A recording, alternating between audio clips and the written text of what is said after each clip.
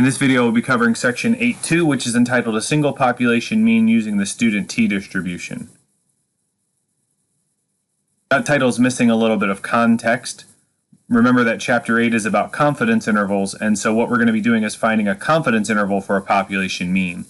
But the scenario we're going to be in won't use the normal distribution, and so instead we're going to use this distribution that's new to us called the student T-distribution. We'll describe what that is, but before we get to that, let's talk about the scenario that we're in. In the previous video, we talked about finding a confidence interval for a mean when the population standard deviation is known. And in that case, you can use the normal distribution. This scenario, however, will be finding a confidence interval for a mean when the population standard deviation is unknown. So we don't know the population standard deviation. And the obvious thing to try is to use a point estimate for the population standard deviation, and that's exactly what we do. When constructing a confidence interval for a population mean when the population standard deviation is unknown, we can use the sample standard deviation as a point estimate for sigma. So we use the sample data to get not just the sample mean, which will be the center of our interval, but also the sample standard deviation, and we use that sample standard deviation as an estimate for sigma. But it turns out that in that scenario, especially if you have a small sample size, it's not best to use the normal distribution. There was this nerd that worked for Guinness, as in the brewing company, and through trial and error at first, and then eventually sitting down and banging out the math with a little bit of help from some other nerds, he discovered that it's best to use a different distribution rather than the normal distribution when you estimate the population standard deviation with the sample standard deviation. And at the time, Guinness didn't like their workers publishing their findings under their real names, and so this guy published his findings under a pseudonym. He called himself Student, and so this distribution that he created is now called Student's T-distribution. We don't have the motivation to talk about Student's T-distribution as much as we did the normal distribution, so we're just going to make a list of its properties and be happy with that. So here are some of the things we can say about Student's T-distribution.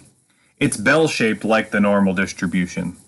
When you hear people talk about the bell curve, they're usually talking about the normal distribution, but there are other bell-shaped distributions, and Student's T-distribution is one of them. Secondly, just like the normal distribution, it's symmetric about its mean. Those first two properties make it sound like it is a normal distribution. So how is it a little bit different? Well, it's shorter in the center and thicker on the tails than a normal distribution. In other words, there's more area on the tails and less area in the center compared to a normal distribution. And this just accounts for the extra variability. Because we're estimating the standard deviation, we have to allow for a little more error, and Student's T-distribution does that by spreading a little bit more of the area onto the tails instead of being in the center. So if this is what the normal distribution looks like, a T-distribution is going to be taller on the ends and shorter in the middle. This in particular would be a T-distribution for a small sample size. We'll see why I'm making that distinction here in a minute. Again, the point behind this is that it spreads the area out more on the tails, and that allows for more likelihood that you get extreme values than in a normal distribution. We have to allow for a little bit more variability because we've estimated the standard deviation, and so that can introduce a little bit more error. One of the brilliant things about Student's T-distribution is that it approaches a normal distribution as the sample size gets bigger and bigger. Presumably, as n gets larger and larger, your approximation for the population standard deviation will be better and better. And because it's more likely that you're close to the true value of the population standard deviation, we don't need to account for as much variability. And Student's T-distribution allows for this by kind of modifying its shape based on the sample size. Student's T-distribution gets closer and closer to a normal distribution as the sample size increases. So when the sample size is small, you'll see a distinct difference between the T-distribution and the normal distribution. For a large sample size, that difference won't be nearly as noticeable. Let me draw this in another color. Let me put this in orange. If you have a large sample size, the T-distribution will practically hug the normal distribution. It'll still be a little bit taller on the ends, and it'll still be a little bit shorter in the middle, but for a large value of n, the T-distribution and the normal distribution are practically indistinguishable. Again, we're not going to go in depth finding probabilities with the T-distribution, so this is going to seem a little bit smoke and mirrors. But just understand that when you're using the T-distribution, in order to get a desired confidence level, you're going to have to go a little bit further than you would in a normal distribution because there's less area in the center and more area on the tails. And again, this accounts for the fact that we've got more chance for error because of our estimate of the population standard deviation. So it's kind of logical. You're going to want a wider interval for the same level of confidence. So let's talk about how you would create a confidence interval using the t-distribution. The steps are very similar to what we did for the normal distribution. But because sigma is unknown, we're going to have an extra calculation to do. So first we gather a simple random sample. And if that sample size is large, the difference between the t-distribution and the normal distribution is negligible, so it doesn't matter. But if the sample size is small, we need the population to be normal. When this person who came up with the t-distribution invented the idea, one of his underlying assumptions is that the population he was sampling from was normal. So if you have a small sample size, you need the population to be normal. Secondly, we're going to calculate the sample mean, x bar, and we're also going to have to calculate the sample standard deviation, s. We're going to need s because we're using s to approximate the standard error. Remember that the standard error is sigma divided by the square root of n, but we don't know what sigma is, it's unknown, and so we're going to approximate it with s divided by the square root of n. Next, we choose a confidence level, and that can be something really high, 90%, 95%, 99%. You don't want a low confidence level. And then we use that confidence level to determine how far we have to go in that particular t-distribution in order to get the desired percentage of sample means. We use that to calculate the bounds of the interval. We calculate the bounds of the interval by adding or subtracting the appropriate multiple of that approximation to the standard error to and from x bar, which is the center of our interval. So this works pretty much the same way that it works when sigma is known, except that you use s as a point estimate for sigma, and you use the t-distribution to determine how many standard deviations you have to go away from your x bar. Now we can't do one of these by hand because we are not familiar with the t-distribution. As a class, we haven't studied it well enough in order to be able to do that. So we're just going to jump straight into the calculator function. We don't actually have to do most of this stuff by hand in a classroom setting because we can use this calculator function called TInterval. It's a pretty handy name since we're using the t-distribution, makes it easy to remember.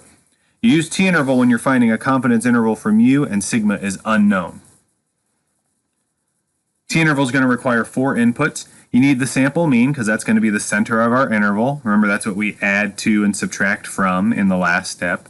We need the sample standard deviation s, because we need to use that as an approximation for the population standard deviation, sigma. We need n, the sample size. And the last thing we need is the confidence level so that the calculator can figure out how many standard deviations away from the mean you have to go in that particular t-distribution in order to get the desired percentage of data. It's then going to add and subtract that number of our approximations of the standard error to and from the sample mean to get our bounds. I know I'm throwing a lot at you there and I'm saying most of it instead of writing it down, but that's because you don't actually have to be super familiar with the technique. I feel like I need to explain what the calculator's doing, but in all honesty, you can do these without knowing what the calculator's doing. Maybe I'm just doing it to make myself feel better. So if somebody in the future were to ask you, hey, did your stats teacher explain to you how to find a confidence interval by hand? You can say, yeah, he explained it. And then if they ask you to explain it, well, push them down and run away. Because I went through it so fast, it's not reasonable for you to have really learned it. So best for you would be to get out of that situation as quickly as possible. Just shove them and run. Let's talk about the part that I need you to be able to do, which is to use the calculator to find these intervals. Here's an example. And as we go through this example, we don't want to just do the problem, but I want to point out what makes this different from the problems we were doing before. How do you identify this as a t-interval question and not a z-interval question? Here's the example. A random sample of 22 cases of rash caused by poison ivy is collected. The mean duration of the rashes in the sample is x bar equals 15.45 days. The sample standard deviation is s equals 3.63 days. Construct a 99% confidence interval for the mean duration of rashes caused by poison ivy. Assume the durations are normally distributed. Okay, so what is the goal of this problem? We're going to be finding a confidence interval for a mean. But that doesn't help us distinguish this from a z-interval problem because that's the same thing we were doing in that section. So how do I know that this isn't a z-interval question? It's because we were given the sample standard deviation and not the population standard deviation. When you have the population standard deviation, you just use the normal distribution, which is the z-interval calculator function. But when you have the sample standard deviation, you have to allow for a little bit more error because we're using this approximation. We're using this as a point estimate for sigma. When you're finding a confidence interval for a mean and you're given the sample standard deviation, that's a t-interval problem, not a z-interval problem. Now, what inputs does t-interval need? Well, it needs the sample mean x bar, that'll be the center of our interval. It needs s and n to come up with this approximation for the standard error. Also, n tells us about the shape of the t-distribution. And of course, we need the confidence level. X bar is 15.45. S is 3.63. N is 22, and that's fairly small, but we were told that the durations are normally distributed. And the confidence level is 99%. Once you've determined that the problem is a t-interval problem, and you've identified all of the inputs, this will be very similar to what we did in the previous video. Let's bring up the calculator. T-interval is in the same list as z-interval, but you can't see it when you first access that menu. So press Stat, scroll to Tests. You won't actually see t-interval on the screen, and that's because it's choice 8. You'll notice next to z-interval there's an arrow indicating that there are more options below, and choice 8 is t-interval. So you can scroll to choice 8 and hit enter. If you know you want to use t-interval and you remember that it's choice 8, you can also just push the 8 key, which is what I'm going to do in the future. Let's select t-interval. My emulator has reset to data mode. You're probably already in stats mode because you were in stats mode from the previous lecture.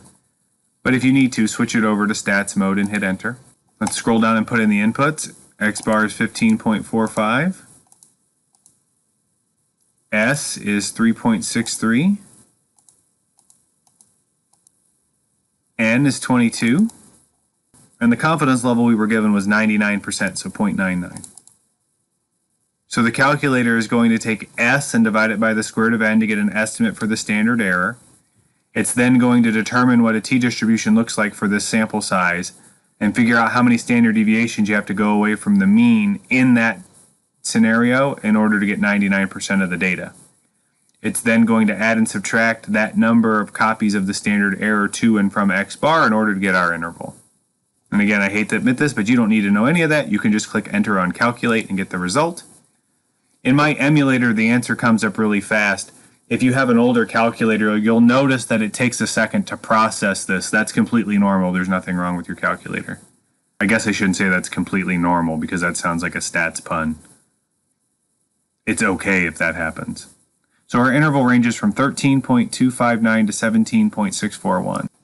And now we have to write an interpretation. The good news is that the interpretation is written the exact same way as we did in the previous lesson because it's the same type of estimate. We're estimating a mean using a confidence interval. So we're going to start by bragging about how sure we are that we're right. We are 99% confident. And at this point, it's probably good to refer back to the problem and maybe even steal the wording from the problem. What is it that we're estimating? The mean duration of rashes caused by poison ivy. Okay, that sounds good. You might notice that I've left out the word all here. That's because it doesn't fit very well with the way the problem was worded. We could reword this and say we are 99% confident that the mean duration of rash is in all cases of poison ivy. But I don't see a reason to do that anymore. I just wanted to emphasize that in the previous lesson because I want you to understand that this is for the entire population. Anyway, we're pretty sure that mean duration is between 13.259 and 17.641. Units make a difference here. This is measured in days. So using a sample of just 22 cases, we're able to come up with an interval estimate for the mean duration of all such cases, and we're 99% sure that it's right. Let's try another one, and this time it won't be as explicit that it's a t-interval problem, so we'll have to discuss it a little bit more.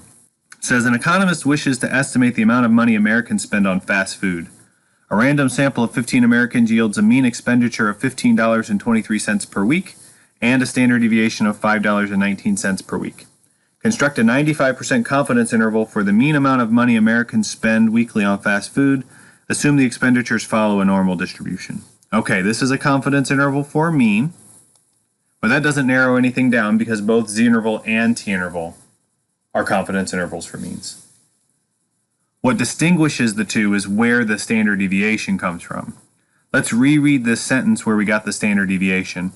It says a random sample of 15 Americans yields a mean expenditure of $15.23 per week and a standard deviation of $5.19 per week. So when you see this word "and" in the sentence, it's telling you that this last part of the sentence calls back to the subject, which was the sample. The sample yields this mean, and the sample yields this standard deviation. That standard deviation came from the sample. Sample standard deviation, that's a t-interval problem. There's not much space at the bottom here, so I'm going to write our inputs off to the side. Recall that t-interval asks for x bar, s, n, and the confidence level. And you don't have to memorize these inputs. If you call up t-interval, stat, scroll to test, choice 8, it prompts you for x bar, s, n, and the confidence level. X bar is 15.23, s is 5.19, n is only 15, but that's okay because we're assuming a normal distribution, and the confidence level is 95%. X bar is 15.23, s is $5.19, n is only 15, and the confidence level this time is 95%. Enter, and we get this interval that ranges from 12.356 to 18.104. Now you might have a temptation to round this to $12.36 and round this to $18.10, but remember that this is a mean. It's okay that it doesn't come out to an exact number of cents. How do we write our interpretation? First, we brag about how sure that we're right. We are 95% confident that, what are we confident about? Well, what did we estimate? We estimated the mean amount of money Americans spend weekly on fast food. And what are we so sure about? Well, that it's between these two bounds. Now you might notice we're getting pretty wide intervals here, but that's because we have less precision when we're using the t-distribution, especially when you have small sample sizes. We're compounding the fact that we have a small sample size and the fact that we're estimating the standard error using the sample standard deviation, and that's going to give us fairly wide intervals. I want to do one with the raw data. We didn't do any in the previous video with the raw data, and so I want to show you how you would do this if you just had the data in front of you. So here's our example. A random sample of 8 students at a high school are selected and asked to report how many minutes they spent on social media the previous day, yielding the following data. And so we have these 8 pieces of data here. Use this data to construct a 90% confidence interval for the mean amount of time spent on social media for all students at this school. Assume this variable is normally distributed. We need that assumption of normality because our sample size is tiny. There are only 8 students. So how do we handle a problem like this? Well, if you think of it in terms of the actual procedure, after you gather a sample, which has been done for us here, you calculate x bar and you calculate s. So I guess that's where we're at. In the 2 problems we just finished, they told us x bar and s. Like here, they told us x bar is 15.45 and that s was 3.63. In this example, they didn't give us those statistics, but we have the data and we can use the data to come up with the statistics. We know how to use the calculator to find a mean and a standard deviation. So we're going to bring up the calculator and put these numbers in L1. Now, to be honest with you, I've already done this, so why don't you pause the video and type them in there. If you need a reminder to access your list, you press Stat and Choice 1. And again, you can see I cheated and I've already typed them in there. Let me minimize this, pause the video, and type yours in real quick. Okay, now that you have the numbers in there, I'm going to quit back to the main screen with second and the mode key. I'm going to press Stat, scroll to Calc, Choice 1 for 1 bar stats, and I hit the Enter key and it'll calculate the mean and it'll calculate the standard deviations. How do we know which standard deviation to use? Well, this is sample data, a random sample of 8 students, and so the sample standard deviation is appropriate. We can't steal this as the population standard deviation. We don't actually know sigma. What the calculator is telling us here is that if this was the entire population, then the standard deviation is 149.33 or so. But we know this is a sample of only 8 students. Right? This isn't some schoolhouse in 1892 with only 8 kids in it. This is a modern school, right? They're on social media. So this high school has more than 8 students. This is definitely a sample. Now typically this is where I'd go back to the other screen and write things down, but I want to show you something kind of neat. Let's pull up TInterval from here. If you press Stat, scroll to Tests, choice 8, you'll notice that mean, standard deviation, and even the sample size are already plugged into TInterval. For those of you that remember the discussion about the input choice, you may have expected that we would have switched to data mode and told the calculator to use L1 as our list, but you don't actually have to do that. It turns out that the memory spots for X bar, S, and N are shared amongst all of the input screens. And so when we calculated new values of X bar, S, and N, they get loaded into the function automatically. You don't even have to type them in. All we have to do is make sure that we have the right confidence level. Let's just peek. We want 90% confidence. So I'm going to scroll down to the confidence level and type in 0.9. We calculate, and we get this really wide interval. This interval ranges from 139.31 to 353.19. Why is this interval so wide? Well, there are two issues here. There was a lot of variation in the sample. Secondly, the sample size is very, very small. So even though we restricted ourselves to only 90% confidence, we still had these really big hops. Not to mention that we have to go more hops because we're using the t-distribution and not the normal distribution. So we wind up with this obnoxiously wide interval.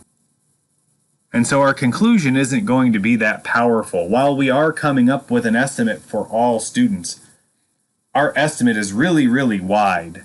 And that would be an indication that maybe a sample size of 8 wasn't a very good choice. There are actually methods for determining the sample size that you need in order to reduce your margin of error to some desirable amount. If we wanted to get the error down to within 30 minutes or so, there are techniques to determine the sample size that you need.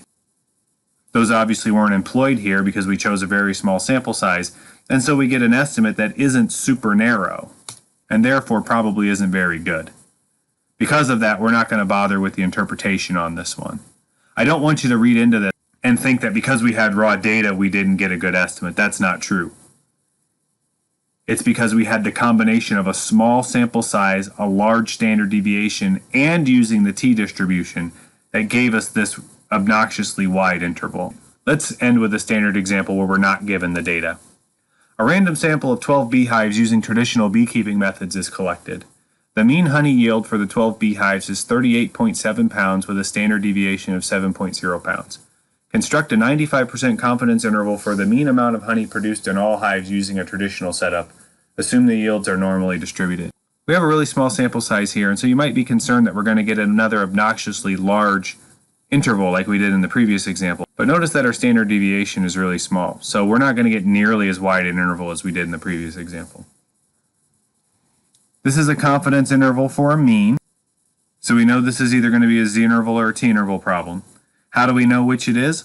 Well, that depends on where the standard deviation comes from. Let's read this sentence. The mean honey yield for the 12 beehives is 38.7 pounds, so that's the mean for the sample. That's a sample mean, with a standard deviation of 7.0 pounds. That mean came with this standard deviation. The mean came from the sample, therefore the standard deviation came from the sample. You have to be able to read context clues like that in order to make these determinations. Now, when I write problems, if it's a population standard deviation, I'm usually very explicit about that. I'll say population standard deviation, or I'll use the symbol sigma, or I'll say the standard deviation for all whatevers. And so you can usually tell. If it looks ambiguous in one of my examples, it's almost certainly a sample standard deviation. But in my opinion, this isn't ambiguous. You just have to get it from context.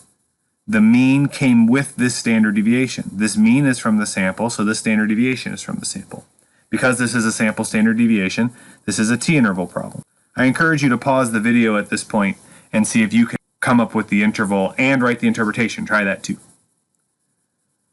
Okay, let's pick out the important information. X bar is 38.7. S is 7. I know it says 7.0, but there's no point in typing the 0.0 into the calculator. That shows a level of accuracy in the measurement, but we don't need that to do the math. N is 12. That's really small, but we're assuming the yields are normally distributed. And the confidence level is 95%. Let's run this t-interval calculator function. Stat, scroll to tests, choice 8. The mean was 38.7. The standard deviation was 7. The sample size was 12. And we want 95% confidence. Calculate.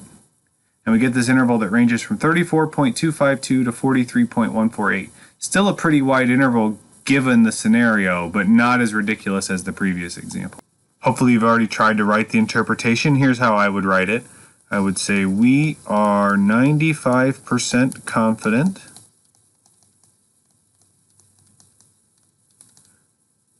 that the mean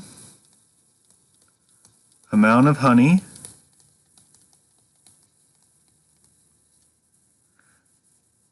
produced in all hives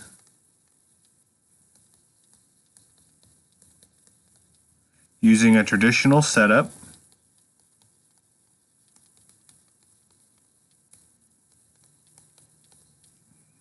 is between those two bounds. The units here were pounds,